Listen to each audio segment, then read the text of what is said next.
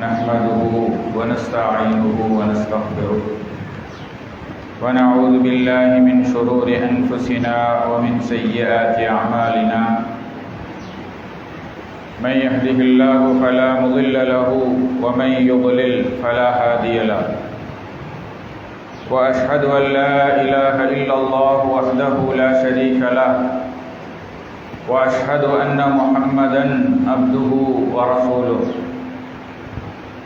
يا أيها الذين آمنوا اتقوا الله حق تقاته ولا تموتن إلا وأنتم مسلمون يا أيها الناس اتقوا ربكم الذي خلقكم من نفس واحدة وخلق منها زوجها وبث منهما رجالا كثيرا ونساء واتقوا الله الذي تساءلون به والأرحام إن الله كان عليكم رقيبا يا أيها الذين آمنوا اتقوا الله وقولوا قولا سديدا يصلح لكم أعمالكم ويغفر لكم ذنوبكم ومن يطع الله ورسوله فقد فاز فوزا عظيما فإن أصدق الحديث كتاب الله وخير الهدي هدي محمد صلى الله عليه وسلم وشر الأمور محدثاتها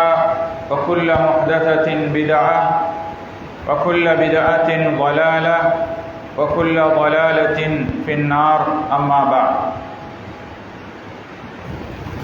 எல்லா புகழும் புகழ்ச்சியும் அரசுடைய இரட்சகனாகிய அல்லாஹ் ஒருவனுக்கே உரித்தாக அல்ஹம்துலில்லாஹ்.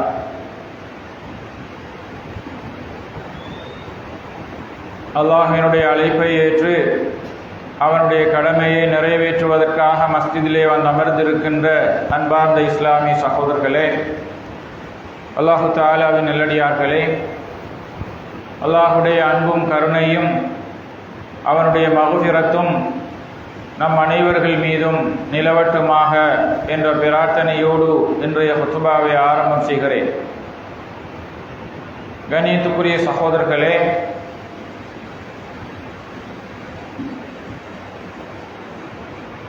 இஸ்லாமிய வரலாற்று செய்தி ஒன்றை பகிர்வதன் ஊடாக இன்றைய குத்பாவை ஆரம்பம் செய்யலாம் என்று விரும்புகிறேன்.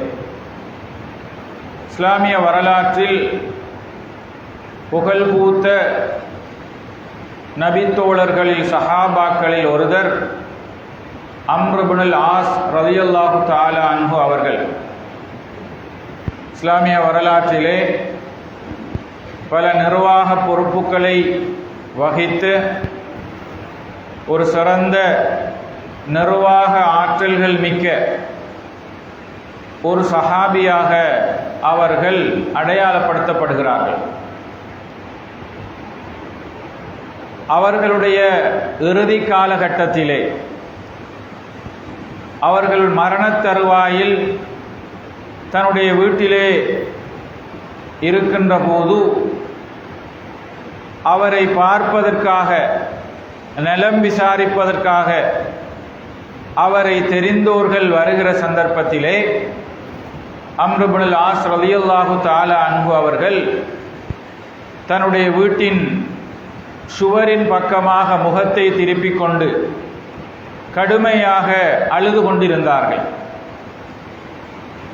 அவருடைய மகன் அப்துல்லா தன்னுடைய தந்தையின் அழுகையை அவதானித்துவிட்டு தந்தை மிக கடுமையாக அழுகிறார்களே என்பதை உணர்ந்த போது தன்னுடைய தந்தையை பார்த்து கேட்கிறார்கள், தந்தையே, நீங்கள் அல்லாஹ்வுடைய தூதரோடு மிக நெருக்கமாக இருந்தவர்கள்.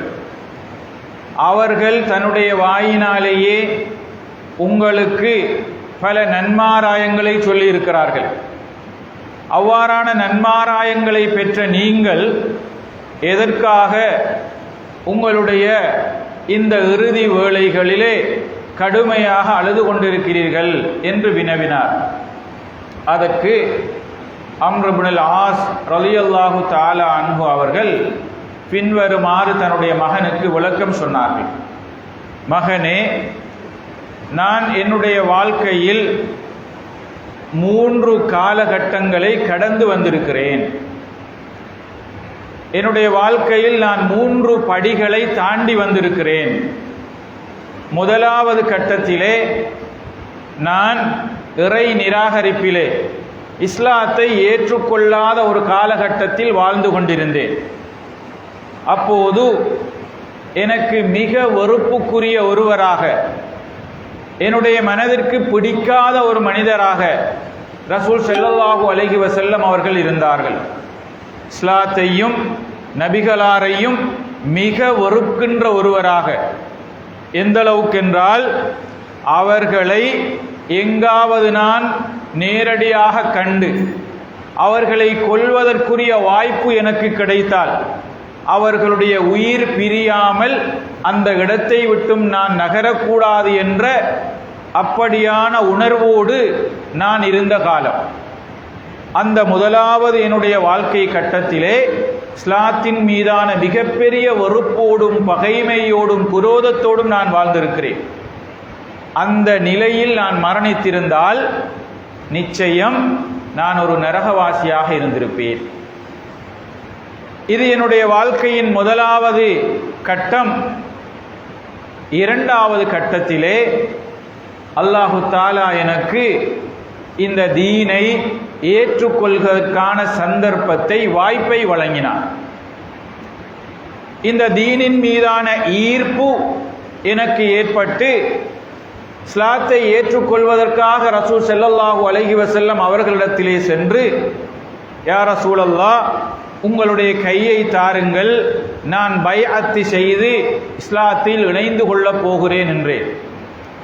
ரசூல் ஸல்லல்லாஹு அலைஹி வஸல்லம் அவர்கள் தான் இஸ்லாத்திலே இணைந்து கொள்வதன் மீது கொண்டிருந்த அந்த ஆர்வத்தினால் தன்னுடைய கைகளை நீட்டிய போது நான் என்னுடைய கைகளை பொத்திக் கொண்டேன், மடக்கிக் கொண்டேன்.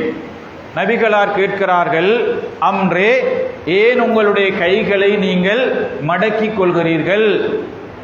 நான் சொன்னேன், யா ரசூலல்லாஹ், நான் இஸ்லாத்தை ஏற்றுக்கொள்வதாக இருந்தால் எனக்கு ஒரு நிபந்தனை பூரணப்படுத்தப்பட வேண்டும். அந்த நிபந்தனையை பூர்த்தி செய்யப்படும் என்ற உத்தரவாதத்தை, வாக்குறுதியை நீங்கள் வழங்கினால் நான் இஸ்லாத்திலே இணைந்து கொள்கிறேன் என்றேன். என்ன வாக்குறுதி, என்ன உத்தரவாதம், என்ன உங்களுடைய எதிர்பார்ப்பு என்று கேட்டார்கள். நான் சொன்னேன், யா ரசூலல்லாஹ், நான் இஸ்லாத்தின் மீது மிகப்பெரிய பகைமையோடு இருந்தவன். இஸ்லாத்திற்காகவும் முஸ்லீம்களுக்காகவும் மிகப்பெரிய அநியாயங்களை செய்திருக்கிறேன்.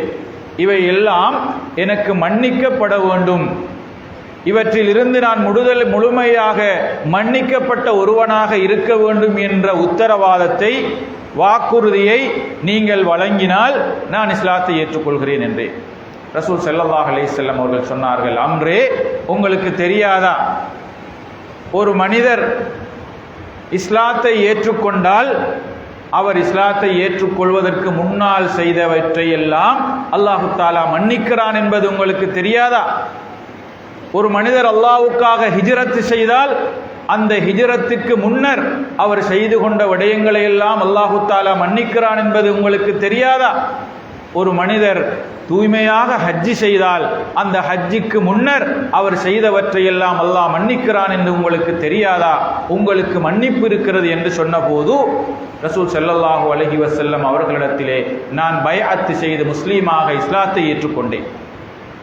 இஸ்லாத்தை ஏற்றுக்கொண்டதற்கு பிறகு எனக்கு இந்த இஸ்லாத்தின் மீதான மிகப்பெரிய விருப்பும் மஹப்பத்தும் உருவானது. இந்த உலகத்திலே எனக்கு மிக விருப்பமான நேசத்திற்குரிய மனிதராக ரசூல் ஸல்லல்லாஹு அலைஹி வஸல்லம் அவர்கள் மாறினார்கள். அவர்களை பற்றிய கண்ணியமும் அவர்களை பற்றிய மரியாதையும் என்னுடைய உள்ளத்திலும் என்னுடைய கண்களிலும் நிறைந்து போயிருந்தது. அவர்களை வார்த்தைகளால் வர்ணிக்க முடியாத அளவுக்கு நான் தடமாறி இருக்கிறேன். யாராவது நபிகளாரை பற்றி சொல்லுங்கள் என்று சொன்னால் என்னால் வர்ணிக்க முடியாத அளவுக்கு அவர்களின் மீதான கண்ணியமும் மரியாதையும் எனக்கு இருந்தது. மகனே, இந்த நிலையில் நான் மரணித்திருந்தால் நான் உண்மையில் ஒரு சுவர்க்கவாசியாக இருந்திருப்பேன். இந்த நிலையையும் நான் கடந்து அதுக்கு பிற்பாடு 3வது கட்டத்திலே நபிகளாருடைய மரணத்திற்கு பிறகு நான் சில நிர்வாக பொறுப்புகளுக்கு பொறுப்பாக நியமிக்கப்பட்டேன். கலீஃபாக்களுடைய ஆட்சி கால பகுதியிலே பிற மாகாணங்களில் பிற பிரதேசங்களில் நான் ஒரு நிர்வாக அதிகாரியாக பொறுப்புதாரியாக நியமிக்கப்பட்டேன். அவற்றை என்னால் முடிந்தவரை சரியாக நேர்த்தியாக பொறுப்போடு நான் நிறைவேற்றியிருக்கிறேன். ஆனால் அவை பற்றி நாளை மறுமையில் என்னுடைய நிலை எப்படி இருக்கிறதோ எப்படி இருக்குமோ என்பதை நினைக்கிற போதுதான் எனக்கு அழுகை வருகிறது என்று சொன்னார். இது என்னுடைய வாழ்க்கையின் 3வது கட்டம் என்று தன்னுடைய மகனுக்கு சொல்லிவிட்டு, நான் மரணித்தால் என்னுடைய ஜனாசாவோடு நீங்கள் எப்படி நடந்து கொள்ள வேண்டும் என்ற சில வசியத்துகளையும் அம்ர் இப்னுல் ஆஸ் ரலியல்லாஹு தஆலா அன்ஹு அவர்கள் தன்னுடைய மகனுக்கு சொன்னார். இந்த செய்தியை சஹீஹ் முஸ்லிமிலே நாங்கள் பார்க்கிறோம். கண்ணியத்துக்குரிய சகோதரர்களே, ஒரு மனிதனுடைய வாழ்க்கையின் யதார்த்தத்தை, அவனுடைய மறுமை வாழ்க்கை பற்றிய பார்வையும் எதிர்பார்ப்பும் எப்படி தெளிவாக இருக்க வேண்டும் என்பதையும், அவர் அதற்கு தயார்படுத்தல் போன்று எப்படி தன்னுடைய உலக வாழ்க்கையை அமைத்துக் கொள்ள வேண்டும் என்பதற்கான ஒரு சிறந்த படிப்பினையை, பாடத்தை அம்ர் இப்னுல் ஆஸ் ரலியல்லாஹு தஆலா அன்ஹு அவர்களுடைய இந்த வரலாறு, இந்த வாழ்க்கை கட்டம், அவர்களுடைய இறுதி கட்டம் எங்களுக்கு சொல்லிக் கொண்டிருப்பதை பார்க்கிறோம். இங்குதான் இந்த உலகத்திலே நாம் வாழ்கிற போது நமக்கான வழிகாட்டல்கள், தமக்கான போதனைகள், தமக்குரிய எல்லா விடயங்களும் சொல்லப்படுகிற நேரம் நாம் எப்படி அதை நமக்கான மறுமைக்கான முதலீடாக நாங்கள் மாற்றிக்கொள்கிறோம், என்னுடைய மறுமையின் வெற்றிக்காக எப்படி நான் அதை முதலீடு செய்து கொள்ளலாம், இங்கு நான் செய்கின்ற என்னுடைய செயல்களை பற்றிய முடிவுகள் எப்படி இருக்க போகிறது என்பது குறித்த சுய விசாரணையை எப்படி நான் அமைத்துக் கொள்ள வேண்டும் என்ற பாடத்தையும் எங்களுக்கு அவை சொல்லிக் கொண்டிருக்கிறது. உண்மையில் அல்லாஹு தஆலா மனிதர்களாகிய எம்மை இந்த பூமியில் 3 பொறுப்புகளை நிறைவேற்றுவதற்காக படைத்திருக்கிறார். ஒன்று அல் இபாதத் என்று சொல்கின்ற அவனை வணங்கி வழிபடுவதற்கான பொறுப்புகளை நிறைவேற்றுவதற்காக நாம் படைக்கப்பட்டிருக்கிறோம். அல் குர்ஆனிலே அல்லாஹ் வமா ஹலக்துல் ஜின்ன வல் இன்ஸ இல்லா லியஅபுதூன், மனிதர்களையும் ஜின்களையும் என்னை வணங்குவதற்காகவே நான் படைத்திருக்கிறேன் என்று அல்லாஹு தஆலா இபாதத் என்ற பொறுப்பை மனிதர்களுக்கு மாத்திரமல்ல ஜின்களுக்குமாக இணைத்து அல்லாஹு தஆலா குர்ஆனில் பேசுகிறார். எனவே அது அவனுடைய அடிப்படையான ஃபர்லான இபாதத்துக்களாக இருக்கலாம், அல்லது உபரியான ஏனைய இபாதத்துக்களாக இருக்கலாம். அவை இபாதத் என்ற பொறுப்பை நிறைவேற்ற வேண்டியது மனிதனுடைய பிரதானமான பொறுப்பு என்பதை பார்க்கிறோம்.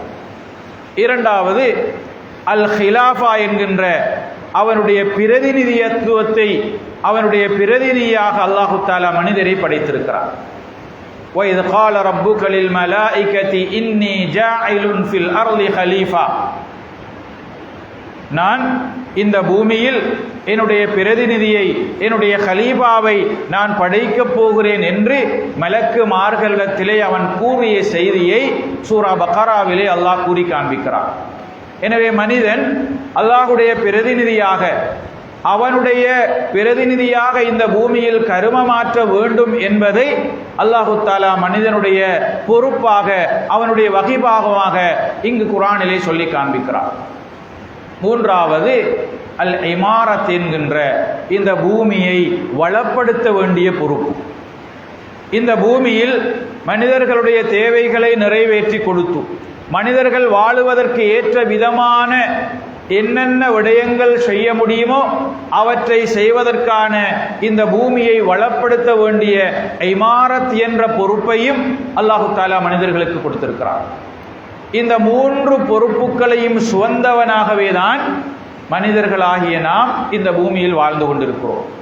அல்லாஹு தஆலா அவனுடைய நபிமார்களை, அவனுடைய தூதர்களை இந்த பொறுப்புகளை நினைவூட்டுவதற்காக, இந்த பொறுப்புகளை நிறைவேற்றுவதற்கான வழிகாட்டல்களை வழங்குவதற்காக, இந்த பொறுப்புகளின் மீதான கனதியை புரிய வைப்பதற்காகவே அல்லாஹு தஆலா நபிமார்களை இந்த பூமிக்கு அனுப்பி கொண்டே இருந்தார். அவர்கள் தங்களுடைய சமூகத்திற்கு அவர்களுடைய ஆன்மீகத்தோடு தொடர்பட்ட விடயங்களை அவர்களுக்கு வழிகாட்டியது போல, அவர்களுக்கு அறிவுசார் விடயங்களை போதித்தது போல, அவர்களுக்கு இந்த சமூகத்திற்கான நல்ல பணிகளை நிறைவேற்ற வேண்டும் என்பதற்கான வழிகாட்டல்களையும் நபிமார்கள் அந்த சமுதாயங்களுக்கு வழிகாட்டி சென்றிருக்கிறார். குறிப்பாக ஒவ்வொரு மனிதனும் அவனுடைய வாழ்க்கையின் இலக்கு பற்றிய தெளிவை, புரிதலை ஒவ்வொரு சமுதாயத்தில் வாழ்ந்த நபிமார்களும் தங்களுடைய சமுதாயத்தினருக்கு கொடுத்திருக்கிறார்.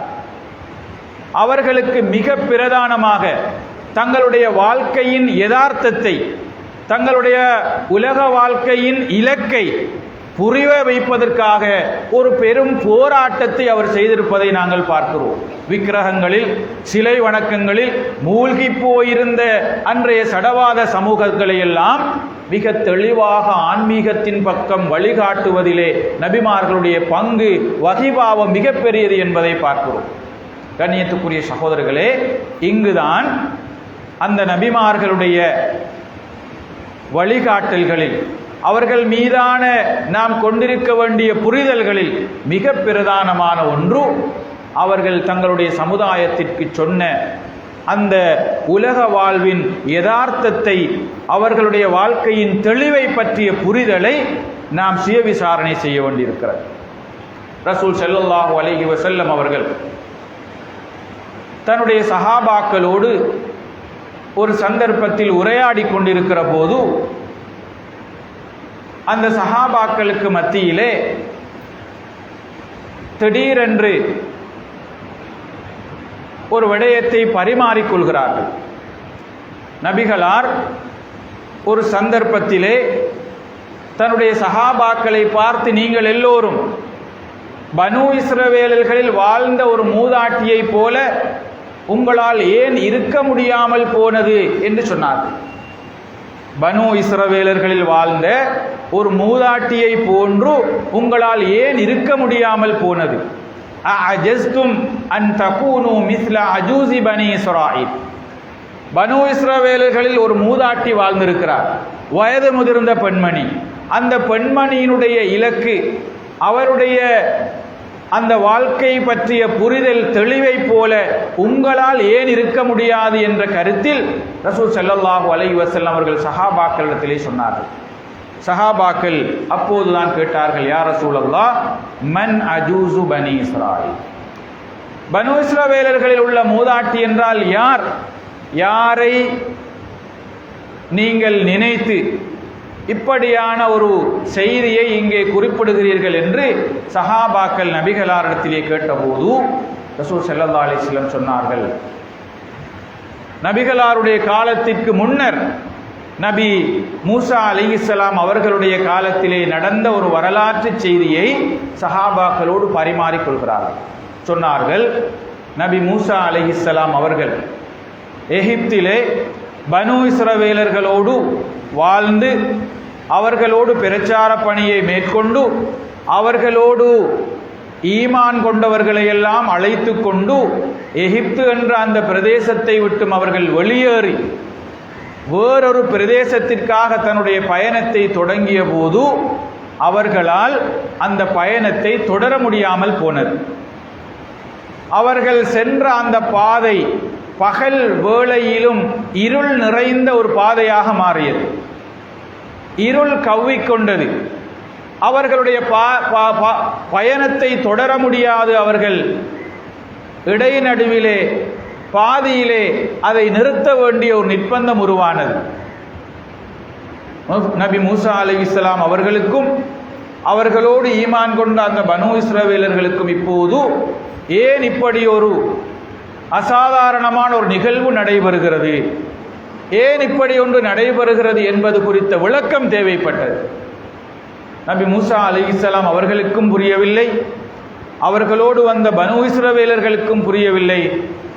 சிறிது நேரம் அவர்கள் யோசித்த பின்னால் அந்த பனு இஸ்ரவேலர்களிலே இருந்த அறிஞர்கள், உலமாக்கள் நபி மூசா அலைஹிஸ்ஸலாம் அவர்களிடத்திலே சொன்னார்கள், ஒருவேளை எங்களுடைய இந்த பயணத்தை நாம் தொடர முடியாமல் இருப்பதற்கு, நம்முடைய பயணம் தடைப்படுவதற்கு, பாதை இருளடைந்து போயிருப்பதற்கு ஒரே ஒரு காரணம் இருக்க முடியும். அதுதான், உங்களுக்கு முன்னர் எகிப்திலே நபி யூசுப் அலைஹிஸ்ஸலாம் அவர்கள் வாழ்ந்திருக்கிறார். நபி யூசுப் அலைஹிஸ்ஸலாம் அவர்கள் உயிரோடு வாழ்கிற போது அவர்கள் எங்களிடத்திலே ஒரு உடன்படிக்கை செய்து கொண்டார்கள். நாங்கள் எப்போதாவது பனு இஸ்ரவேலர்கள் இந்த பூமியை விட்டும் எகிப்தை விட்டும் வெளியில் செல்வதாக இருந்தால், நீங்கள் என்னுடைய உடலையும், நான் மரணித்து அடக்கம் செய்யப்பட்டால் என்னுடைய உடல் எங்கிருக்கிறதோ அங்கிருக்கின்ற என்னுடைய உடலையும் பாகங்களையும் நீங்கள் எடுத்துச் செல்ல வேண்டும் என்று எங்களிடத்தில் ஒரு உடன்படிக்கை செய்தார்கள். ஒருவேளை நாம் அதை எடுக்காமல் எங்களுடைய பயணத்தை தொடர்வதனால் இப்படி ஒரு நெருக்கடி, இந்த எங்களுடைய பயணத்தில் இப்படி ஒரு தடை ஏற்பட்டிருக்கலாம் என்று அவர்கள் ஒரு கருதுகோளை நபி மூசா அலைஹிஸ்ஸலாம் அவர்களிடத்திலே சொன்னபோது நபி மூசா அலைஹிஸ்ஸலாம் அவர்கள் அதை புரிந்து கொண்டார்கள்.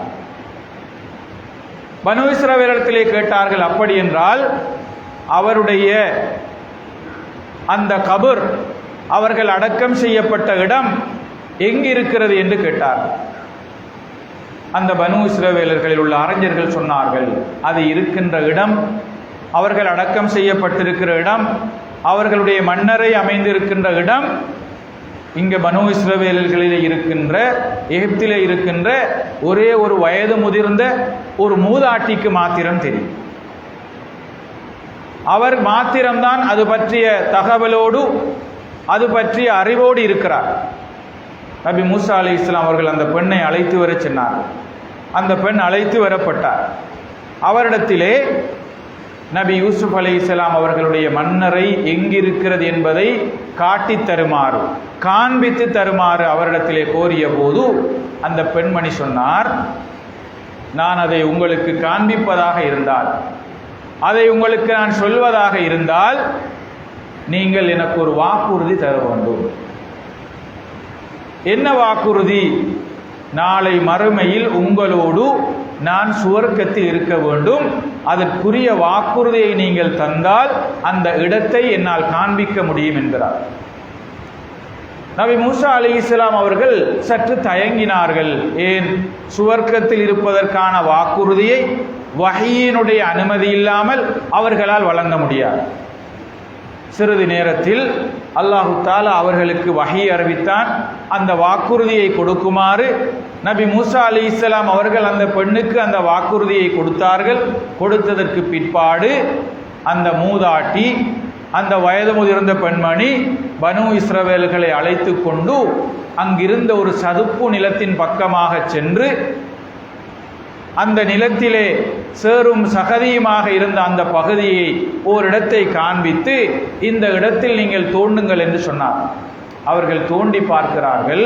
அங்கே நபி யூசுப் அலைஹிஸ்ஸலாம் அவர்களுடைய உடல் இருந்தது. அதை அவர்கள் வெளியில் எடுத்த போது அவர்களை மூழ்கி இருந்த அந்த இருள் இல்லாமல் போனது.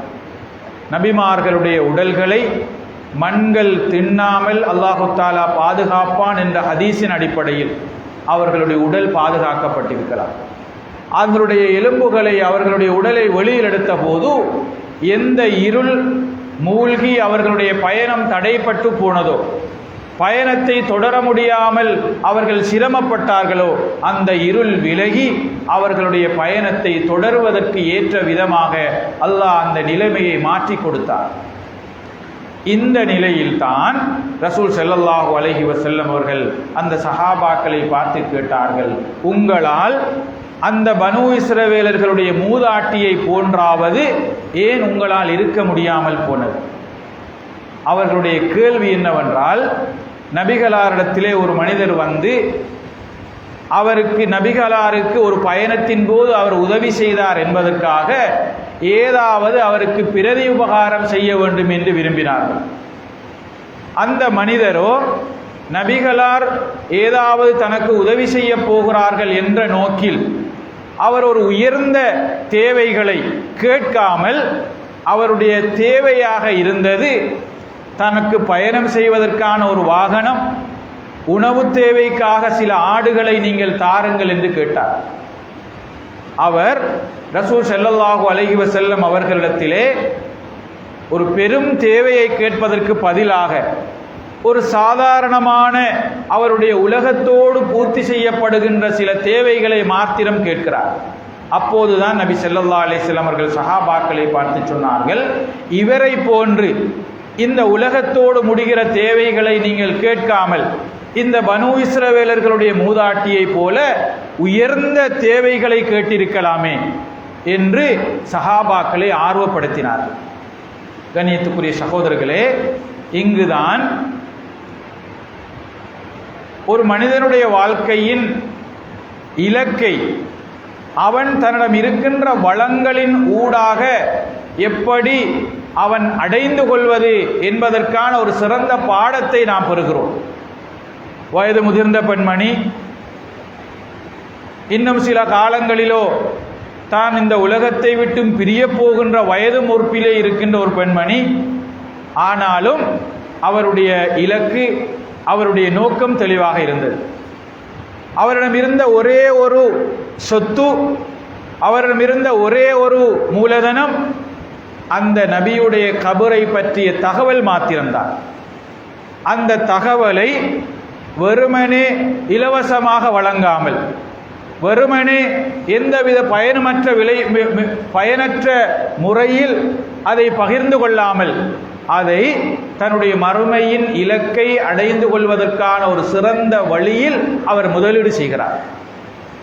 அதுதான் தன்னுடைய மறுமையில் தனக்கு சுவனம் கிடைக்க வேண்டும் என்ற அந்த உத்தரவாதத்தின் அடிப்படையில் அதை பிரயோகிக்க முற்படுகிறார். உண்மையில் நாம் வாழுகின்ற இன்றைய யுகத்தில் நம்மிடம் இருக்கின்ற தகவல்களும் அறிவும் எத்தனை சதவீதம் எங்களுடைய மறுமைக்கான அந்த இலக்கை அடைந்து கொள்வதற்காக முதலீடு செய்யப்படுகிறது? எவ்வளவு தூரம் அந்த தகவலை நன்மைகளை சேர்ப்பிக்கின்ற விடயங்களுக்காக பயன்படுத்தி கொண்டிருக்கிறோம்? இவ்வாறான இந்த மூதாட்டியை போல அந்த ரசூல் ஸல்லல்லாஹு அலைஹி வஸல்லம் அவர்களிடத்திலே வந்து தேவைகளை முறையிட்ட போது அவருடைய தேவைகளாக வெறுமனே தனக்கான ஒரு வாகனமும் தனக்கான சில ஆடுகளும் தேவை என்ற இந்த உலகத்தோடு முடிந்து போகிற தேவைகளை மாத்திரமல்லாமல் உயர்ந்த தேவைகளை கேட்பதற்கான ஒரு சிறந்த வழிகாட்டலை சஹாபாக்களுக்கு ரசூல் ஸல்லல்லாஹு அலைஹி வஸல்லம் அவர்கள் போதித்து காண்பிக்கிறார்கள்.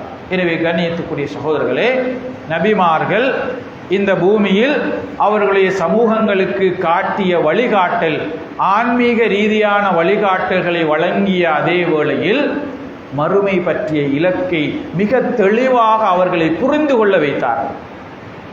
மறுமை பற்றிய புரிதலை அவர்களுடைய உள்ளங்களில் ஆழமாக விதைத்தார்கள். எந்த அளவுக்கு விதைத்தார்கள்? அவர்களிடம் இருக்கின்ற சிறிய பெரிய எந்த வளங்களாக இருந்தாலும் அதை மறுமைக்கான முதலீடாக, சேமிப்பாக ஆக்கிக் கொள்ள வேண்டும் என்பதற்கான வழிகாட்டல்களை அவர்களுக்கு கொடுத்திருப்பதை பார்க்கிறோம். எனவே கண்ணியத்துக்குரிய சகோதரர்களே, அந்த வழிகாட்டல்களோடு நாம் எப்படியான வளங்களை, அறிவு ரீதியாக, பொருளாதார ரீதியாக நிறைய வளங்களை, வாய்ப்புகளை பெற்றிருக்கிறோம். அவை அனைத்தும் எங்களுடைய மறுமைக்கான முதலீடுகளாக மாற்றப்படுகிற போது எங்களுடைய வாழ்வும் ஒரு இபாதத்தாக, எங்களுடைய வாழ்வும் ஒரு வணக்கமாக, எங்களுடைய நகர்வுகள் ஒவ்வொன்றும் நன்மைகளை சம்பாதிக்கின்ற விடயங்களாக மாறும். அல்லாஹு தஆலா அதற்கான புரிதலையும் வேகத்தையும் உணர்வையும் எங்கள் அனைவருக்கும் தந்தருள்வானாக. வ ஆகிரு தஅவானா அல்ஹம்துலில்லாஹி ரப்பில் ஆலமீன்.